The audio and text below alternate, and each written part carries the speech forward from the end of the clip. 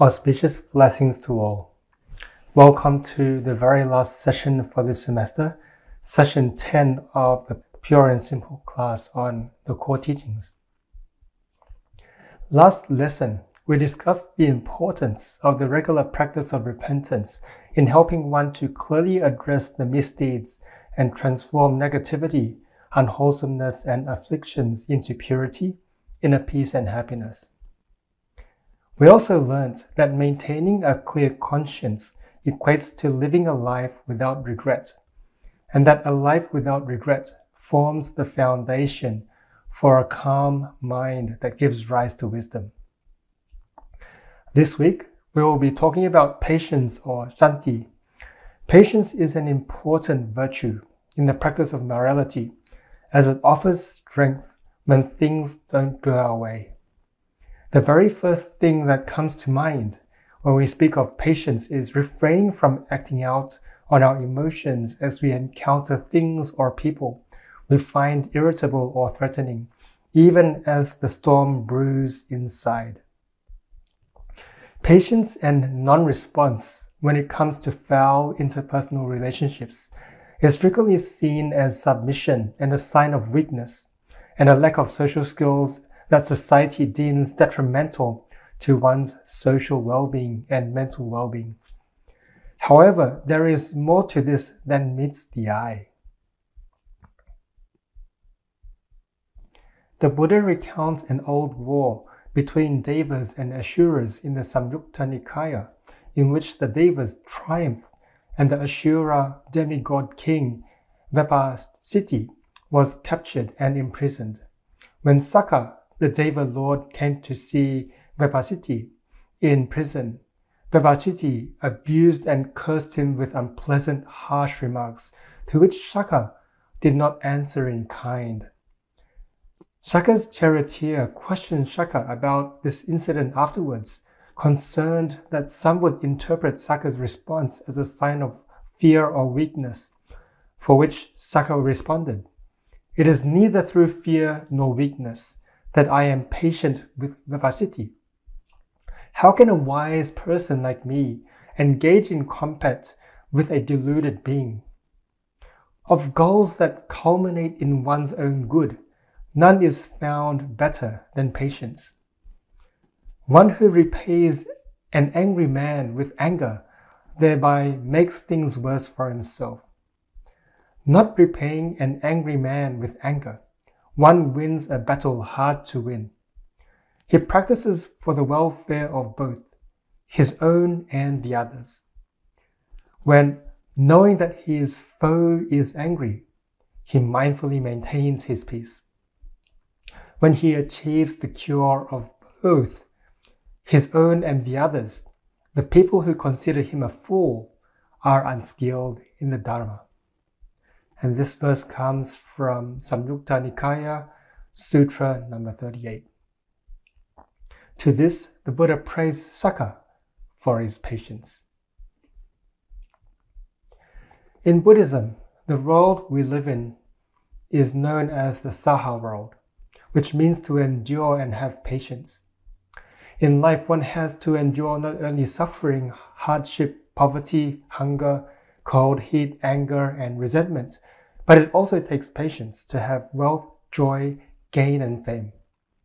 The Buddha summarizes such as the 8 worldly conditions, that is, gain and loss, disrepute and fame, blame and praise, and pleasure and pain.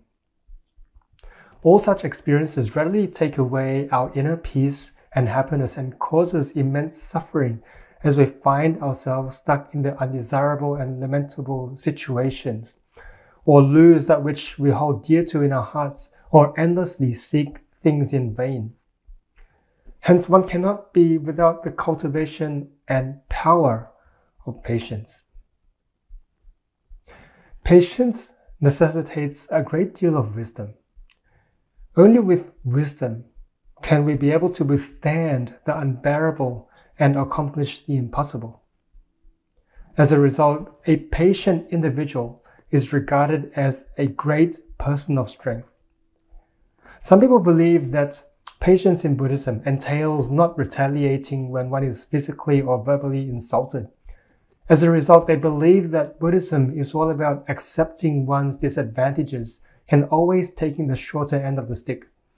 In fact, patience is to realize both conventional and transcendental truths, and to respond accordingly. When dealing with and resolving difficulties, patience brings understanding, acceptance, and responsibility. Patience is a form of great power that embodies one's inner wisdom, moral courage, magnanimous kindness and compassion, as well as awareness of one's Buddha nature. In Buddhism, there are 3 levels of patience. Firstly, we have ordinary patience, Dharma patience, and lastly, patience of non-arising dharmas. So let's take a look at ordinary patience. Ordinary patience means, as a human being, to survive, one must endure all of life's ups and downs, as well as hunger, thirst, misery, and joy. And for example, to travel to work, one must get up early in the morning to catch the ride, endure hot and cold weather, and suffer from physical exhaustion as a result of lack of sleep. And this is not to mention the interpersonal conflicts, favors, and grievances that are also present. So ordinary patience, in other words, is the perseverance and courage acquired from learning to survive in the world. It is a sort of training that enables one to raise and develop the wisdom and fortitude to overcome the challenges in daily life and interpersonal interactions. So let's have a look at this hypothetical scenario of John. So, although John still feels the sufferings of life, he learns ways to accept it and adapt to it. Physically, he has ailments. Physically, he gets tired, and physically, he has all types of situations where he gets sick, he ages, and so forth. In a temporal sense, John has to wait for things. So he might want something, but things take time to come. So John needs to learn to be able to wait for things, wait for the right causes and conditions for things to appear. So temporally, we need to have patience. Spatially, we need to also have patience in the sense that we need to be patient about being in the presence of things which we do not like, and wanting things but not having things right away in our presence. It works both ways. Emotionally, we have to put up with all different types of emotions as we carry on in our lives, and all this requires patience. As for interpersonal relationships, we need to learn how to get along with all different types of people in order to get ahead in life. And the following video illustrates further ordinary patience in action.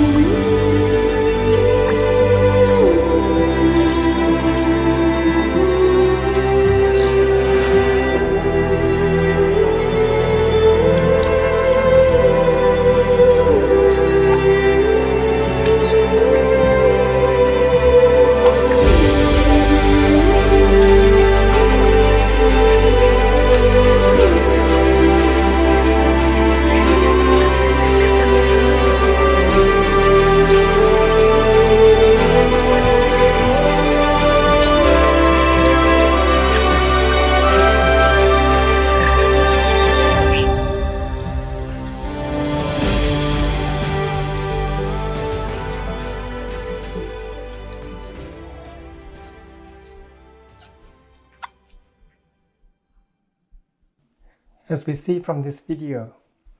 The baby seagull, Piper, having ordinary patience, patiently learns from observation and direct experience on how to survive the trials and tribulations of the life as a petite bird struggling amongst fully grown seagulls. Piper never gave up and took life in his stride, having patience as his pillar of strength. As for Dharma patience, in the face of greed, anger, ignorance, and prejudice, self-control and self-adjustment is necessary to mentally abide in truth and remain unwavered by the coming and going or arising and ceasing of all phenomena. Someone who has Dharma patience is able to see that life's vicissitudes are a result of past causes and conditions, and wholeheartedly accepts the current situation, yet does everything he or she can do to make the situation better.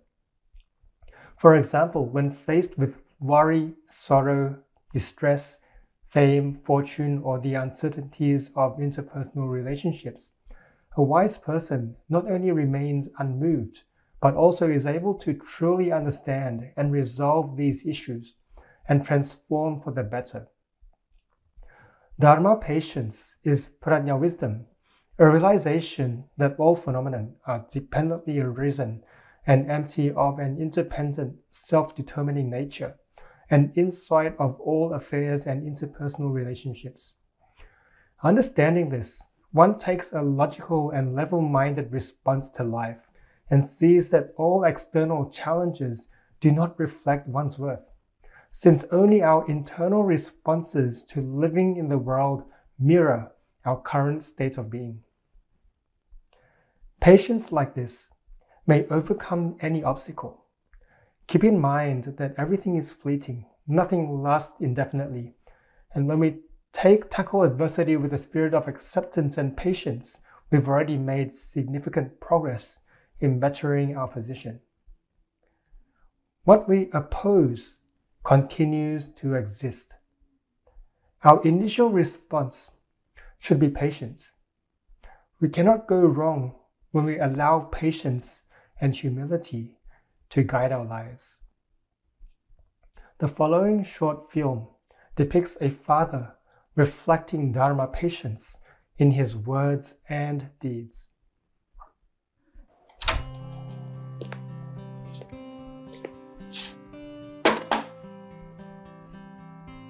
I didn't like my father.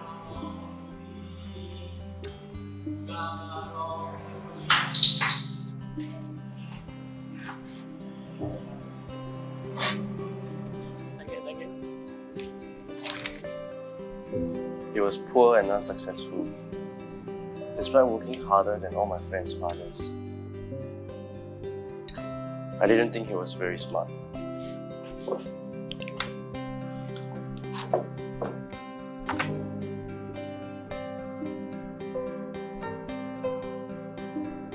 It's not for you.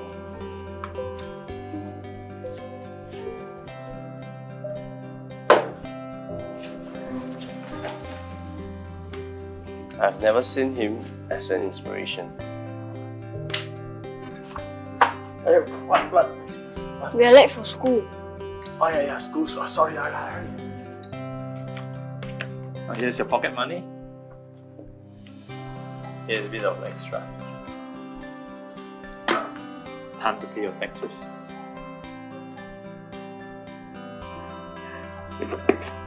It's from you. It's from me.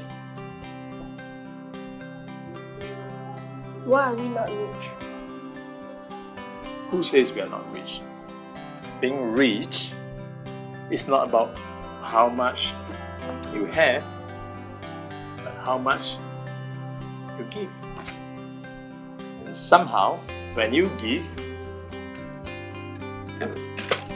you'll be happier. I wasn't happy.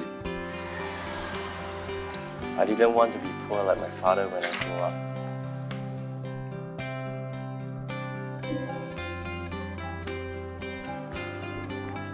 I knew I wanted to be more successful than my father.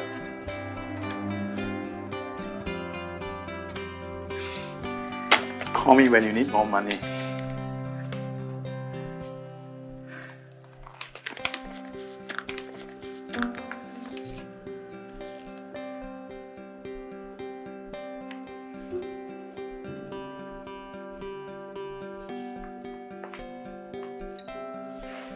Are you coming back for reunion dinner this year? No, I'm not coming home this year. Yeah, new job here. Maybe after New Year, we'll see. Yeah, I'm really busy now. Okay, bye.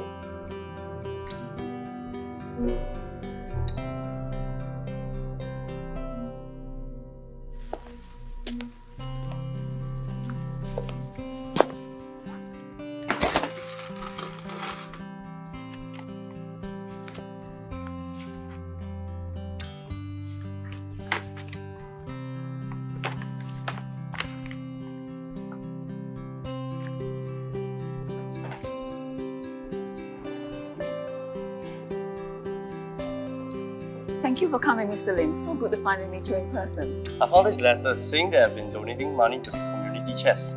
There must be a mistake. I'll explain later. There's someone who'd like to meet you. Come with me.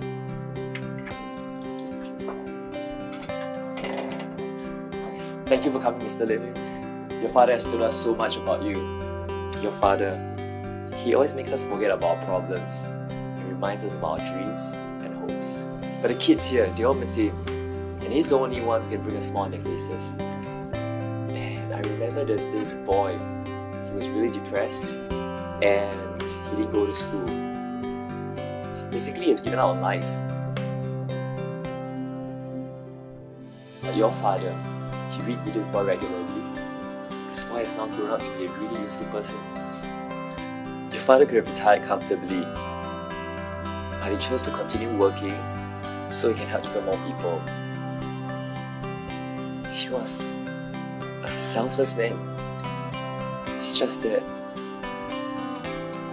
he didn't tell anyone about his sickness.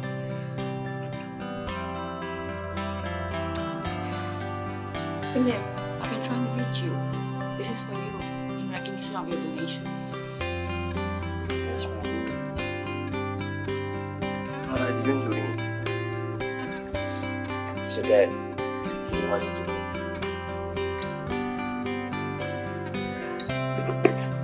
It's from you. It's from me.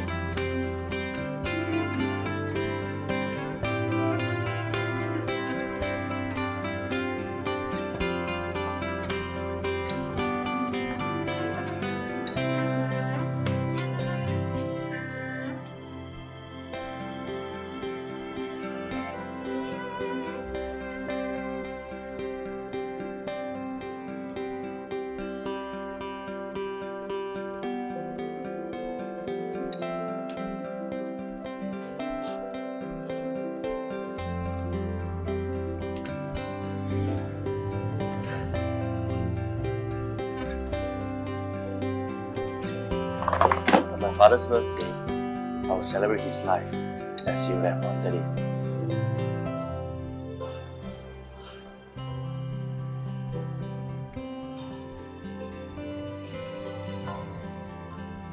I could almost hear him say, Being rich is not about how much you have, but how much you can give. give.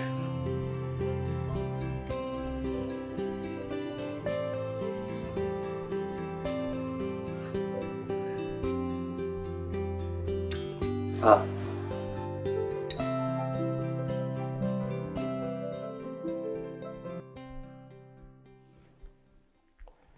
The father, who must have put up with poverty and illness for a long time, was not bogged down by it. Rather, he understood that generosity was the key to happiness. This shows that the father had a good understanding of dependent origination and how to make the most of the situation for the betterment of self and other. As for patience of non-arising Dharma, there is no need to be patient unless we have a false sense of self that feels compelled to put up with something we don't like. And because of this, patience is not needed by bodhisattvas. Insults are enjoyed by advanced practitioners because they provide a good opportunity to learn and grow. When ordinary people are insulted, some want to fight, some people want to cry, others seek to defend their actions. There are numerous responses, but there is only one reason for this. The illusion of self has been heightened in order to defend itself against a well-targeted attack. The solution is to recognize that there is nothing to attack and that there is no attack. Both are empty of permanence and autonomy. Venerable Master Xing explains that you cannot feel insulted unless you are deluded. All anger is an illusion. To understand this is to understand the highest form of patience. At its highest level, patience is just another word for wisdom. At the deepest penetration into the ultimate reality with wisdom that understands things completely in terms of the truth, one understands that all phenomena in reality do not arise or cease, and only do so conventionally and hence are equal and non-dual. With such wisdom, one can achieve the ultimate level of patience without having to be patient.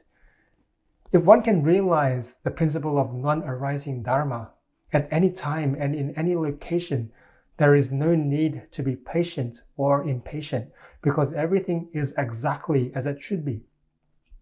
This means that a person who has reached this state of awareness is not taken away by the vicissitudes of conventional existence, as most people understand it.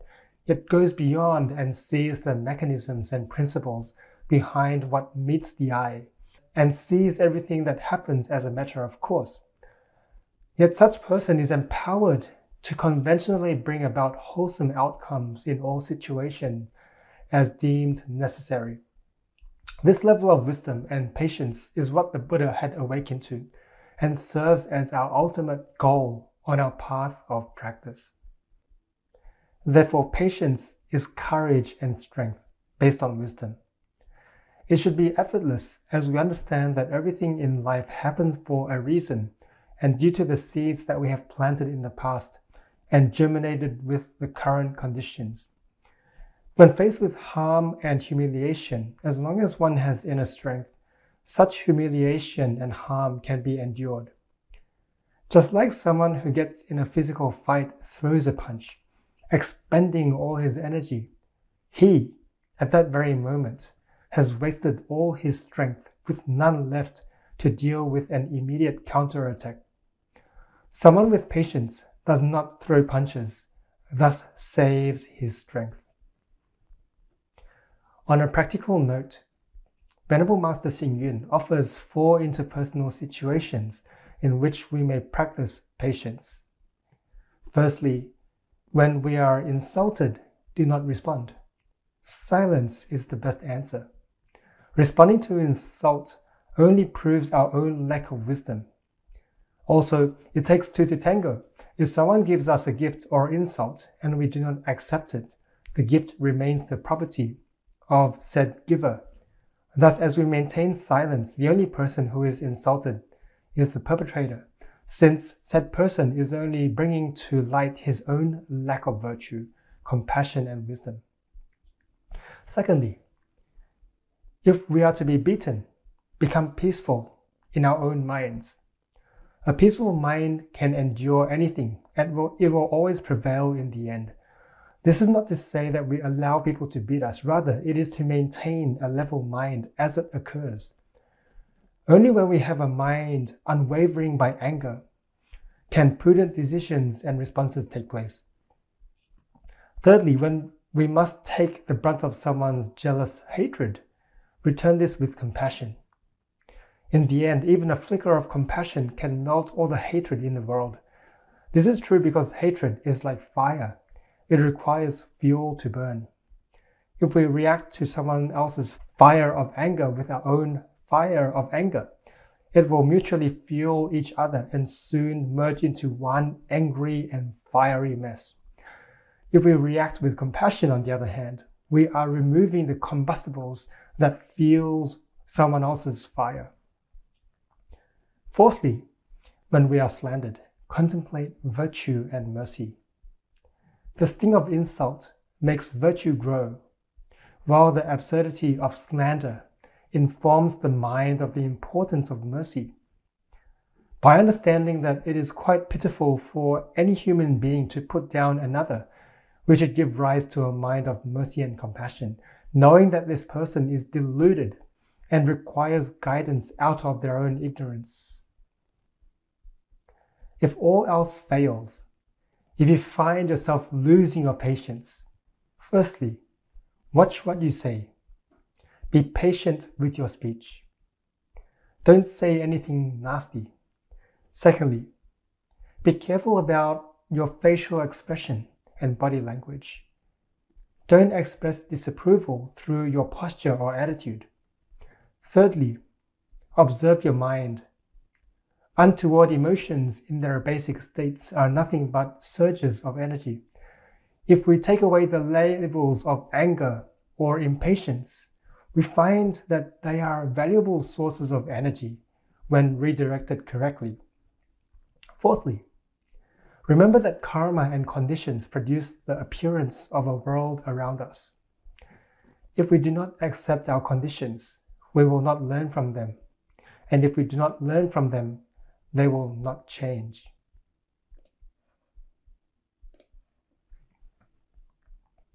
To wrap up, true patience is based on wisdom that sees things as they really are and not how they appear.